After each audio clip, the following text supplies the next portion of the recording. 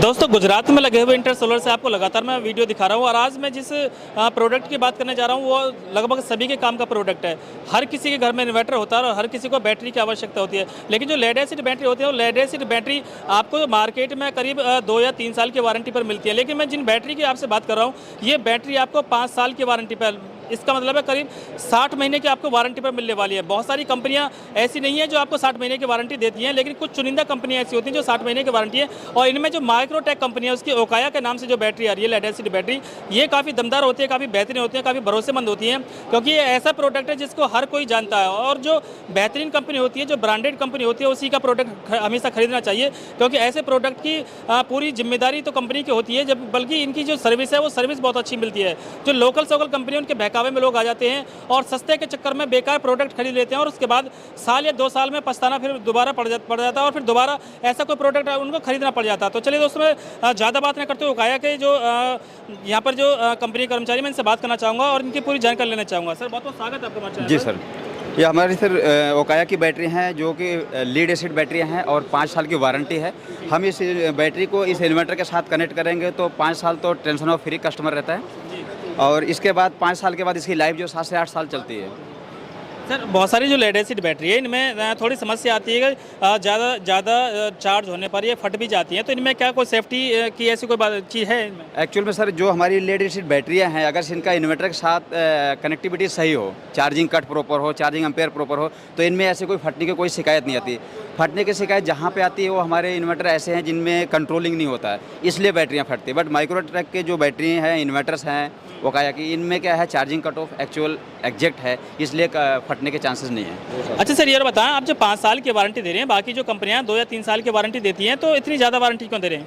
Sir actual में क्या है, ये बैटरियाँ जो हैं इनका जो सेल हैं, सेल जो है अच्छी क्वालिटी के हैं, जो कि इसका लाइफ ज़्यादा है।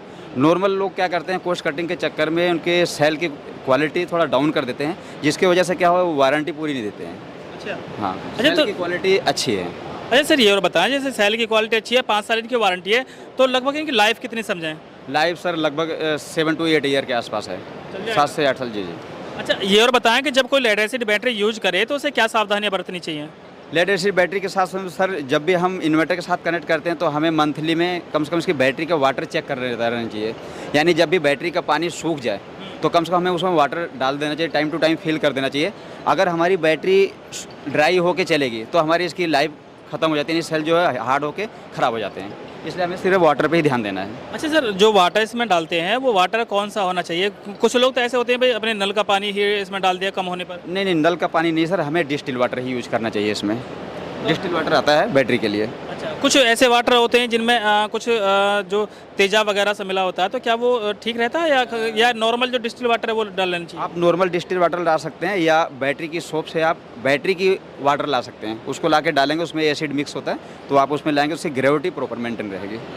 अच्छा, कभी कभी जो बैटरी की खूंटियाँ होती हैं इन पर सर कार्बन आ जाता है वाइट कलर का, इसे पूरा घेर लेता है, तो उससे बचने के लिए क्या करना चाहिए? उससे बचने के लिए सर हमें क्या है, लिक्विड यूज करना चाहिए। जैसे कि हमारे जेल आते हैं, बैटरी के साथ में जेल आते हैं, हम इसे क्लीन करके और इसके ऊपर जेल लगा देंगे तो इसको जो एसिड आते हैं वो काफ़ी दिनों के बाद आएंगे, यानी कि कम से कम 6 से 7 महीने बाद आएंगे। तो टाइम टू टाइम हमें मेंटेन करना चाहिए पानी और इसके टर्मिनल को साफ करते रहना चाहिए। अच्छा, ये ओकाया कंपनी है सर, कितने AH से कितने एच तक की बैटरी बना रही है?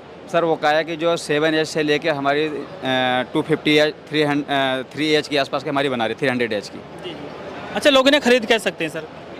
जी सर, कहाँ पर मिलेंगे सर ये? सर हमारी हर जगह ब्रांच है, हर एक स्टेट में सर्विस सेंटर है, आप वहाँ से भी परचेज कर सकते हैं। दिल्ली में हेड ऑफिस है और हमारा जो प्लांट है वो बद्दी प्लांट है हिमाचल में। सर आपने बैटरी यहाँ पर शोकेस कर रखी है, इनके पास ये MPPT लगा रखे हैं और ऊपर AC लगा रखे हैं, क्या मतलब है सर इन सभी का? सर ये हमारा MPPT 2 kVA 24 वोल्ट का है। इस पर हम एक AC को चलाएंगे, 1.5 टन AC इन्वर्टर AC है, इस पर ईजी आराम से चलता है और ये MPPT टेक्नोलॉजी है। एक हमारा यहाँ पे डबल बैटरी का इन्वर्टर है जो कि 24 वोल्ट का है, PWM टेक्नोलॉजी का।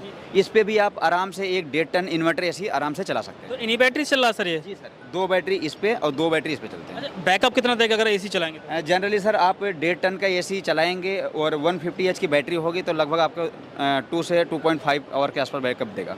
दे देगी कितना बैकअप? जी। अच्छा सर, ये बताएं, जैसे ये वाला है तो ये तो बड़ा है शायद, ये कितने? ये सर हमारा इन्वर्टर जो है माइक्रोटेक का 5 kVA MPPT 48 वोल्ट में है और इस सिस्टम पे दो एसी हमारे रन करेंगे 1.5 टन के जो इन्वर्टर एसी हैं, दोनों इजी चल जाते हैं। MPPT टेक्नोलॉजी का है। दूसरा हमारा यहाँ पे 6 kVA का है PWM टेक्नोलॉजी।